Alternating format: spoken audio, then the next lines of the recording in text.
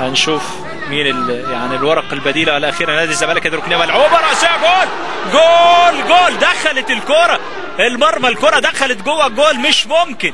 كديابه انقذها من يعني منير بيطام. ادي الكره من تجاوزت خط المرمى تماما، تجاوزت خط المرمى، جابها كديابه من داخل المرمى.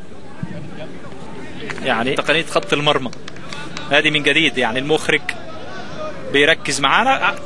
تجاوزت خط المرمى بكل تأكيد، تجاوزت خط المرمى هنا. يعني لو تصوير قريب في مباريات افريقيه بهذا الضغط وبهذا الحمل، هذه الكوره اللي يعني فيها شك انها دخلت المرمى، فيها شك انها دخلت المرمى.